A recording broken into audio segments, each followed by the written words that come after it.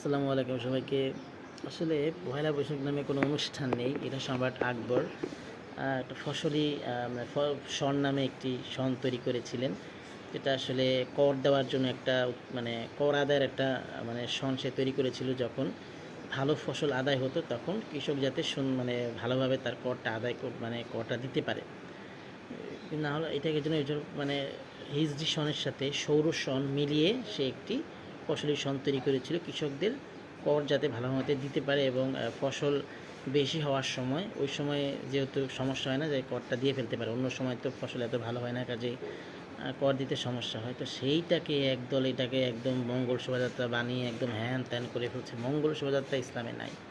এসব মুখোশ কখন আমাদের মঙ্গল বয়ে আনতে পারবে না। মঙ্গল বয়ে আনবে আমরা যদি মানুষের উপকার করি, খারাপ কাজ থেকে দূরে থাকি, কুটনামি থেকে দূরে থাকি এবং কোনো অফিসে খোঁচাখুচি করে আরেকজনকে নিচেও না দেখাই এবং আমার আশেপাশে আমরা সাহায্য করি বা সাহায্য সহমর্মিতার একটা দেশ তৈরি করি বা একটা পৃথিবী তৈরি করি।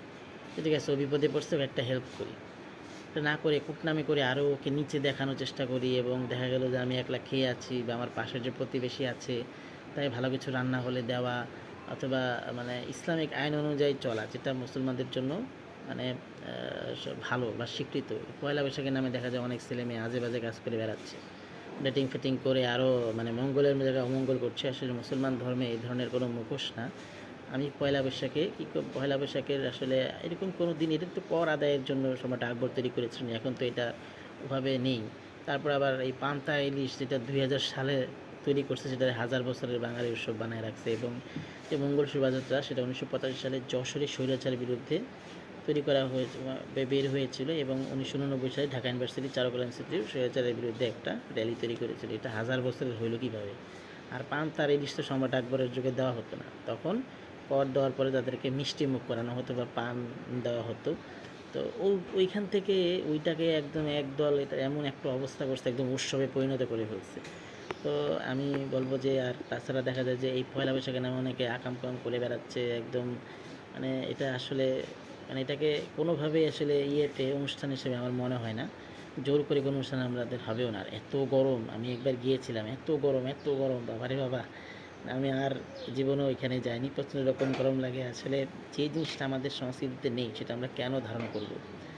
এবং এই পয়লা বৈশাখের নামে আমার কথা হচ্ছে যে আমাদের মঙ্গল আসবে কীভাবে? আমাদের নিজের চরিত্র ঠিক করলে, অন্যের প্রতি সহমর্মিতা প্রদর্শন করলে এবং কী বলবো, সাহায্য সহমর্মিতার মাধ্যমে, কুটনামি না করে এবং ইবাদতের মাধ্যমে ভালো কাজ করে, এটাই হচ্ছে আমাদের মঙ্গলের জন্য আসল যে জিনিসটা। এইভাবে করে ওই প্ল্যাকার্ড ম্যাকার্ড নিয়ে রমনার বটমূলে গান গেলে কোনো লাভ নেই।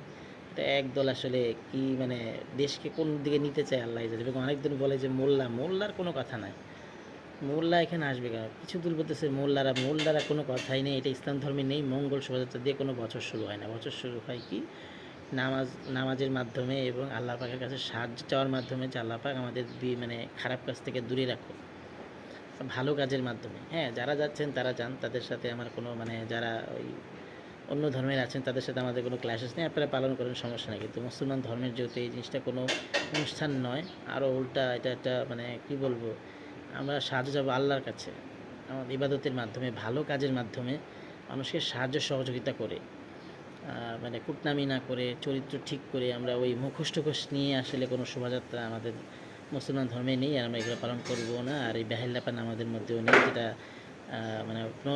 নববর্ষ উৎসবের মাধ্যমে যা হয় আর কি। তো অনেকেই আমাকে কাঠমোল্লা সাটমোল্লা অনেক কিছু বলতে পারেন, কিন্তু যেটা আমাদের ইসলামের ধর্মে নেই সেটা আমরা পালন করব না। হ্যাঁ, বন্ধ পেয়েছেন, আপনি আশেপাশে কোথাও ঘুরে আসতে পারেন, এটা একটু সুবিধা। তো ধন্যবাদ সবাইকে।